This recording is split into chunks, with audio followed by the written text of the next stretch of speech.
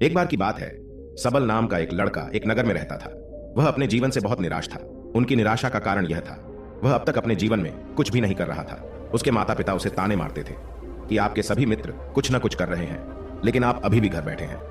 दोस्तों के बीच भी अक्सर उनका मजाक उड़ाया जाता था। वह कहीं जाता तो लोग उससे पूछते थे कि आप क्या कर रहे हैं। उसे यह बताने में भी शर्म आ रही थी। वह कुछ नहीं कर रहा है। धीरे धीरे उसने रिश्तेदारों से मिलना जुलना कम कर दिया और लोगों से मिलना भी बंद कर दिया। वह ज्यादातर समय घर पर ही रहता। वह अकेला रहता और भगवान को कोसता रहता और अपनी किस्मत को दोष देता। अब उसे अपना जीवन बोझ लगने लगा था। कभी कभी वह सोचता कि कब वह कुछ करने के योग्य बनेगा, और फिर वह सोचता कि जिंदा रहने से अच्छा मर जाना ठीक है। एक दिन वह अपने नगर की एक गली से गुजर रहा था। तभी उसने देखा कि एक गुरु दुख और परेशानियों पर उपदेश दे रहे हैं। वह भी उसी भीड़ में सबसे पीछे बैठ गया और गुरु के प्रवचन सुनने लगा। गुरु कह रहे थे कि दुख एक शिक्षक की तरह है जो हमें जीवन की सच्चाई दिखाता है और हमें जीने का सही तरीका सिखाता है। आप चाहे तो जिंदगी जीना भी सीख सकते हैं। आप चाहो तो कुछ भी हासिल कर सकते हो, और अगर चाहो तो एक कोने में बैठकर रो सकते हो। इन सभी बातों को सबल ध्यान से सुन रहा था, लेकिन उपदेश की यह बातें पसंद नहीं आई। उसने खड़े होकर कहा कि कुछ भी सिखाने से दुख दूर नहीं होता, इसमें केवल दर्द होता है। दुख की पीड़ा अनंत है। ऐसा लगता है कि इसके बाद कुछ होने वाला नहीं है। इससे कुछ भी फर्क नहीं पड़ता है। इसके सामने तो मौत भी छोटी लगती है। तब गुरु ने कहा, वत्स, तुम्हारा दुख क्या है? सबल ने उनके सामने अपनी सारी व्यथा सुनाई और गुरु से पूछा कि मेरे इन दुखों का कोई उपाय है तुम्हारे पास? यह सुनकर गुरु मुस्कुराए और बोले, तुम उस दिन मेरे पास आना जब आपके जीवन में वास्तविक दुख आए। मैं आपकी समस्या का समाधान अवश्य करूंगा। यह कहकर गुरु वहां से चले गए। सबल ने सोचा, क्या यह मेरा दुख नहीं है तो क्या है? मैं जिस दर्द से गुजर रहा हूं वो असली दुख नहीं है क्या? मेरा दुख कोई नहीं समझ सकता। जब मां बाप नहीं समझते तो भला गुरु क्या समझेंगे? उस दुखों से व्यथित होकर सबल ने एक फैसला लिया कि अब वह कुछ करेगा। सबल ने एक छोटा व्यवसाय शुरू किया, पर उसे सफलता नहीं मिल रही थी, लेकिन उसके घर वाले खुश थे। वह कुछ कोशिश कर रहा है। वह अपने व्यवसाय में लगा रहा और धीरे धीरे उन्हें सफलता मिलने लगी। फिर उसने रफ्तार पकड़ी और केवल 3 साल के अंदर ही वह एक बड़ा बिजनेसमैन बन गया। अब सबल के आसपास ऐसे कई लोग थे जो उसकी परवाह करते थे, जो उससे प्यार करते थे। अब उनके परिवार के सदस्य भी उसकी तारीफ करते करते थकते नहीं थे। दिन ब दिन उसके मित्रों की संख्या बढ़ती जा रही थी। अब वह अपनी जिंदगी से बहुत खुश था।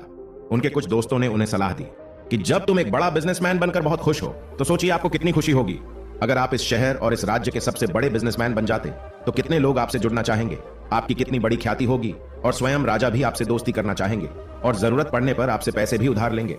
दोस्तों की यह बात सबल के मन में बैठ गई। अब वह और पैसे कमाने की कोशिश करने लगा, लेकिन उसे यह सब बहुत ही जल्दी चाहिए था। वह समय बर्बाद नहीं करना चाहता था।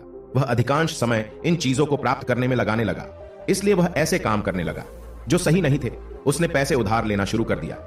उसके दोस्तों से पैसे की मात्रा और अधिक मुनाफा कमाने के लालच में वह अपने माल में मिलावट करने लगा। उसने अन्य व्यापारियों के खिलाफ भी साजिश रची और उन्हें डराया धमकाया। जैसा उसके दोस्त कहते थे वैसा ही करता था।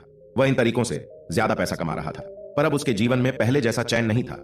उनके मन की शांति गायब हो गई थी और वह रात को सो नहीं पाता था। वह विचारों में रहता था। वह सब कुछ पाकर भी उसे किसी चीज में सुख नहीं मिल रहा था। एक दिन सबल अपनी गाड़ी से कहीं जा रहा था। तभी रास्ते में उसे गुरु का आश्रम दिखाई दिया। वह रुका और गुरु के पास जाकर बोला, गुरु जी, आपने मुझे कहा था जब कभी जीवन में सच्चा दुख आए तो चले आना। अब मैं बहुत दुखी हूं। मेरी नींद हराम हो गई है। मुझे कहीं भी शांति नहीं मिल रही है। इस प्रकार सबल ने अपनी सारी समस्याएं गुरु को बताई। गुरु ने कहा, जब तुम पहली बार मुझसे मिलने आए थे तब भी तुम किसी दुख में थे। आपने उस दर्द से क्या सीखा? सबल ने कहा कि सिर्फ सोचने और चिंता करने से कुछ नहीं होता।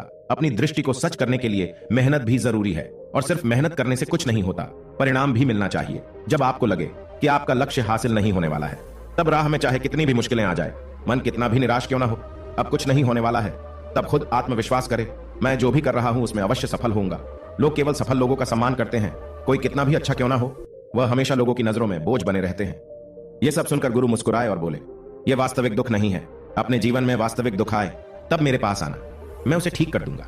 सबल ने जाते समय गुरु को सोने के सिक्कों से भरा घड़ा भेंट किया। घड़े को देखकर गुरु ने कहा कि यह मेरे किसी काम का नहीं है। उस पेड़ के नीचे गड्ढा खोदकर गाड़ दो। सबल ने घड़े को पेड़ के नीचे दबा दिया। जैसा कि गुरु ने बताया उसने वैसा ही किया और वहां से चला गया। कुछ दिनों से कारोबार ठीक चल रहा था, लेकिन व्यापार के गलत तरीके के कारण धीरे धीरे उसे व्यापार में घाटा होने लगा। उसकी सारी दौलत धीरे धीरे खत्म होने लगी और एक दिन ऐसा भी आया जब उसके पास कुछ भी नहीं बचा और उस पर कर्ज का बोझ चढ़ गया था। परंतु वह निश्चिंत था, क्योंकि उसने अपना सारा कर्ज अपने दोस्तों से लिया था। उसने सोचा था कि उसके दोस्त बुरे वक्त में उनके साथ खड़े रहेंगे, लेकिन ऐसा कुछ नहीं हुआ। जैसे ही बुरा वक्त आया, दोस्त पहले उससे कर्ज मांगने लगे। अगर उसने कर्ज नहीं लौटाया तो उन्होंने उसे जान से मारने की धमकी भी दी। उनके सभी शुभ चिंतक और प्रियजन उससे दूर हो गए। उसके दोस्त जो उसके साथ मस्ती किया करते थे अब उससे दूर भाग रहे थे।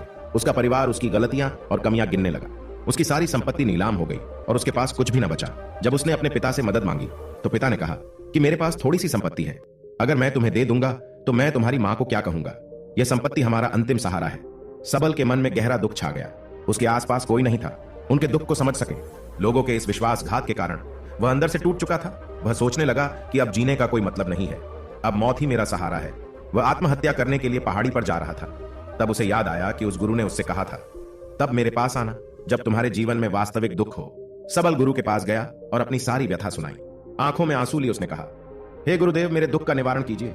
तब गुरु ने कहा कि जब जीवन में असली दुख आए तब मेरे पास आना, मैं इसे जरूर ठीक करूंगा। सबल ने कहा कि यह क्या है, मेरी जिंदगी में दुख नहीं है, तो आखिर असली दुख क्या है। गुरु ने सबल से कहा कि पहले आप मुझे बताओ कि आपने अपने दुख से क्या सीखा। तब सबल ने कहा कि मैंने वह सीखा, जो लोग हमारे जीवन में आते हैं वह हमारी सफलता और प्रगति के कारण वो हमें धोखा जरूर देंगे, क्योंकि बुरे समय में वे हमारे साथ नहीं खड़े होंगे। वे अच्छे समय में ही हमारा फायदा उठाएंगे और बुरे समय में हमें छोड़ देंगे। उन लोगों पर ही भरोसा करें जो हमारे बुरे समय में हमारे साथ खड़े रहते हैं। लेकिन ऐसे लोग बहुत कम होते हैं, लेकिन जिनके पास है उन्हें उनकी सराहना करनी चाहिए, उनका अपमान नहीं करना चाहिए। कभी भी किसी के खिलाफ साजिश नहीं रचनी चाहिए। अपना काम ईमानदारी और धैर्य से करें और कभी लालची न बने। अपने सारे दुख दर्द और अनुभव बयां करने के बाद सबल गुरुजी के सामने आंखों में आंसू लिए बैठ गया। कुछ देर बाद गुरु उठे और पेड़ के नीचे गड्ढा खोदा और वो घड़ा निकाला जो सोने के सिक्कों से भरा हुआ था। उसने सबल को देकर कहा, मेरे पास तब आना जब तुम्हारे जीवन में वास्तविक दुख हो। सबल ने अपने गुरु को धन्यवाद दिया और उसे प्रणाम करके चला गया। उस पैसों से उसने एक छोटा सा व्यवसाय शुरू किया। अब वह छोटा व्यापारी बनकर भी खुश था। उसने पूरी लगन और ईमानदारी से कारोबार किया और जल्द ही वह अपने शहर का एक बड़ा व्यापारी बन गया। उसका जीवन सुख सुविधाओं से भरा हुआ था। लेकिन कोई कितना भी अच्छा क्यों ना हो, लेकिन जीवन में दुख आता है। तो सबल के जीवन में भी दुख आया। अपने माता पिता की मृत्यु हो गई।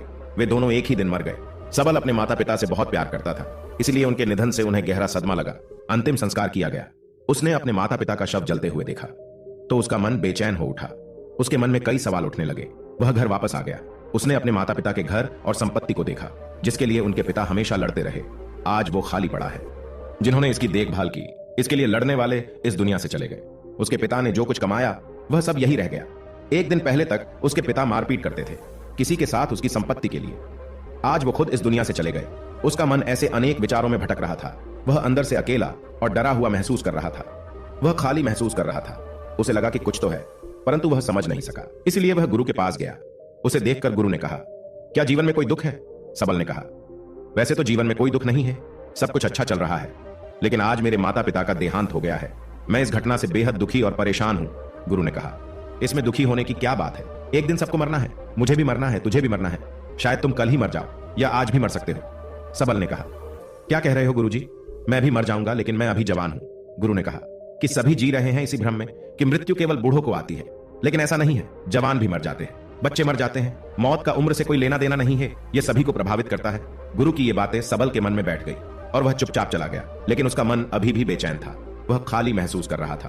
वह सारा दिन अपने बारे में ही सोचता रहता कि वह कौन है, वह इस दुनिया में क्यों आया है, इस जीवन का लक्ष्य क्या है। ऐसे कई सवाल उसके दिमाग में लगातार उठ रहे थे, लेकिन उन्हें अपने किसी भी सवाल का जवाब नहीं मिल रहा था और उसका दुख दिन ब दिन बढ़ता ही जा रहा था। इसलिए कुछ दिन बाद वह फिर से गुरु के पास पहुंचा और बोला, हे स्वामी, मैं बहुत दुखी हूं क्योंकि मैं यह नहीं जान पा रहा हूं कि मैं कौन हूं और मैं इस दुनिया में क्यों आया हूं। यह सुनकर गुरु मुस्कुराए और बोले, आज आपके जीवन में पहली बार सच्चा दुख उत्पन्न हुआ है। यह वास्तव में दुख कहलाने लायक है। हम नहीं जानते कि हम कौन हैं, हम क्यों आए हैं। सबल ने अपने गुरु से कहा कि उसकी दुर्दशा दूर करे। गुरु ने कहा कि हम सभी इंसान हैं, जीवन भर संग्रह करते रहते हैं। सबल ने कहा, कोई भी इंसान अपने साथ कुछ भी नहीं ले जा सकता, वह सिर्फ अकेला ही जाता है। मेरे माता पिता भी अपने साथ कुछ भी नहीं लेकर गए। धन संपत्ति वैभव सब कुछ यहां पर छोड़कर गए। गुरु ने कहा, अब मेरी बात ध्यान से सुनो। इस संसार में हमें जो संग्रह करना चाहिए वह हम नहीं करते, बल्कि चीजें हमारे सामने होती है, लेकिन हम उन्हें देखने की कोशिश नहीं करते। हमें इस दुनिया में जो कुछ भी इकट्ठा करना है वह हम खुद हैं। हमें खुद को जुटाना होगा ताकि जब हम मरे तो हम एकजुट हो सके। और खुद को पहचानने में सक्षम होने के लिए हम अंदर बटे हुए हैं। हम प्यार, नफरत, गुस्सा, ईर्ष्या में बटे हुए हैं। क्रूरता, धन, स्थिति, प्रतिष्ठा, सम्मान, पहचान, धर्म, जाति, सैकड़ों हजारों ऐसी चीजों और इच्छाओं में हम विभाजित हैं और टुकड़ों में जीवन जी रहे हैं। इस विभाजन के कारण हमारी चेतना कभी एक नहीं हो सकती। हमारी चेतना व शक्ति बिखरी हुई है, इसलिए हमारे पास इतना समय नहीं है, इतनी ऊर्जा नहीं कि हम मुड़ सकते हैं। और अपने भीतर देख सकते हैं। वास्तव में धन सम्मान और सुविधाओं के अभाव को लोग दुख समझते हैं और जीवन भर के लिए इसे दुख कहकर रोते रहते हैं और समाधान खोजने का प्रयास करते रहते हैं। उन्हें अपना समाधान कभी नहीं मिलेगा, क्योंकि जिसे लोग दुख कहते हैं वह वास्तविक दुख नहीं है। यह सिर्फ एक आदमी की इच्छा है, उसकी इच्छा कभी पूरी नहीं होती। इसीलिए व्यक्ति को कभी उनके प्रश्नों का समाधान नहीं मिलता। इसलिए इन सब से परे यदि आप अपने दुखों का परम समाधान चाहते हैं तो सबसे पहले खुद को समेटना होगा। इस दुनिया से अपनी ऊर्जा वापस ले लो और इकट्ठा करो। अपने आप पर ध्यान केंद्रित करो, स्वयं पर ध्यान दो। अपने मृत्यु से पहले अपने आप को जानने की कोशिश करो। बिखरो मत, सबल ने कहा। गुरुजी, क्या हम इस संसार को छोड़ दें? हमारी सभी इच्छाओं को मार देना चाहिए? किसी से प्रेम नहीं करना चाहिए? धन संग्रह नहीं करना चाहिए? सम्मान की आशा छोड़ देनी चाहिए? गुरु ने कहा कि भावनाओं और इच्छाओं से ऐसे बिखरे हुए मनुष्य में से बाहर निकल आओ, जैसे कोई पत्थर पहाड़ से अलग होकर गिरे तो जिस पर पर्वत का कोई कंट्रोल नहीं होता सिवाय देखने या परेशान होना और कुछ खोना। ठीक वैसे ही बिखरे हुए मनुष्य की इच्छाएं बेकाबू और दर्दनाक है। उसका अनियंत्रित मन इच्छा करता रहता है और कल्पना करता रहता है और यह दुख देता है।